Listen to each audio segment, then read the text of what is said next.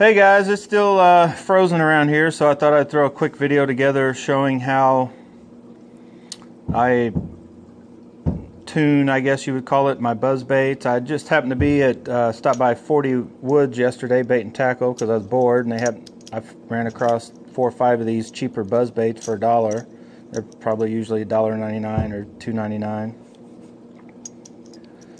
So I wasn't even planning on going through my buzz baits, but once I got home and I went to put these in there, and I realized how, these needed some work, and I looked at my the ones I already had, and they're like beat up. I've neglected them, I guess, for a while. They need reshaped and tuned, and so I thought I'd take this time to go through a few things that you need to do and keep track on your buzz baits, keep them working right. And when you get them new, this little rivet will be loose, and so you'll need to clamp that with a pair of pliers. Pretty much any kind of a cutting plier would work. Also, you just take it in there and down towards the end, just squeeze it, not too hard like you're going to cut it, just enough to where it won't turn. And then over time, that'll create a pretty good squeaking sound. Now, when they're new, they're real smooth. So a lot of guys, you probably remember over the years, you've seen guys driving down the road with these stuck on their car antennas. I think a lot of your average cars nowadays don't even have antennas.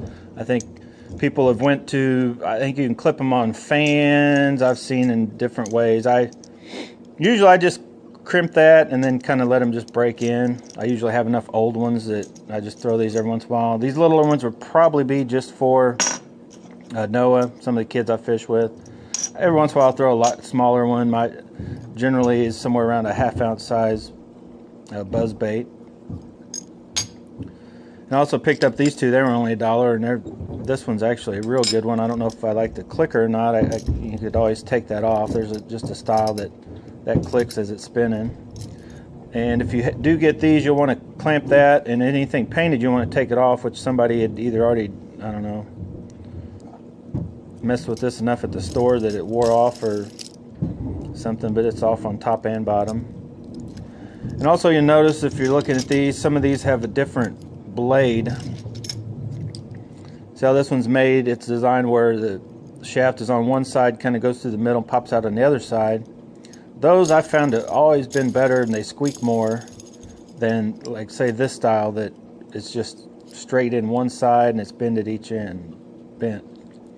You'll still need to do that, and that little joint right there will create quite a bit of squeaks as it wears in. But I think the fact that the shaft has the opportunity and will at times rub on the sides, as these get worn in, these things just get real loud and squeaky.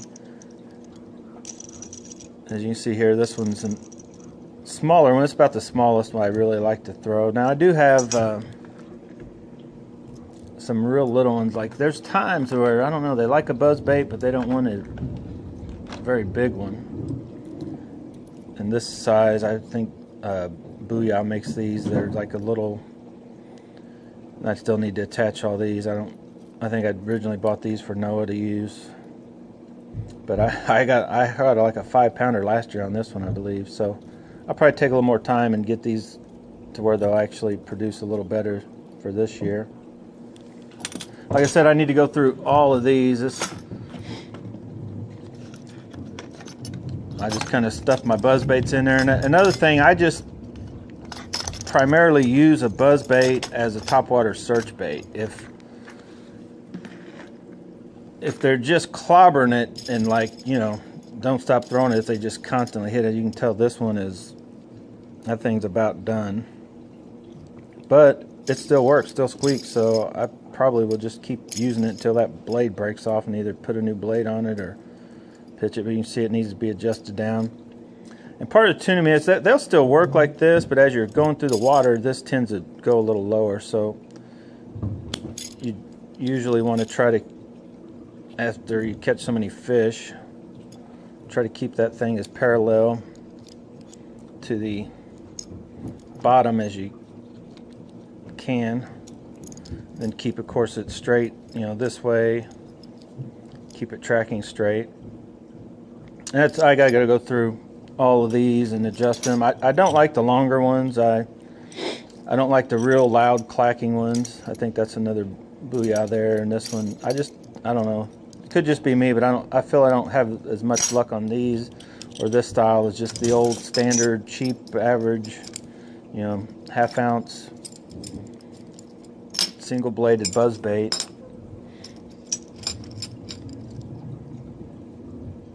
And the other thing is colors. Well, as you can tell, I kind of have white and chartreuse, or black, maybe a little bit of red, and maybe, I don't know, black with maybe a little blue, black and blue. But I tend to stay away from any of the, like where a lot of times you'd want to use a natural looking color when you're fishing with the jig. For whatever reason, buzzbaits don't seem to do that for me. I seem to need to either, the best bites I feel I get are from either just black, usually when it's, I don't know, dark. If you're fishing at night, still throwing buzzbaits, I would, you know, that's probably the best time to throw them. I don't do a lot of nighttime fishing for bass, but if I get there early of a morning and it's still pretty much dark, you can barely see the bank kind of lighting, I'll tend to throw the black one. It seems like it just gets a few more bites than a white or white and chartreuse one will.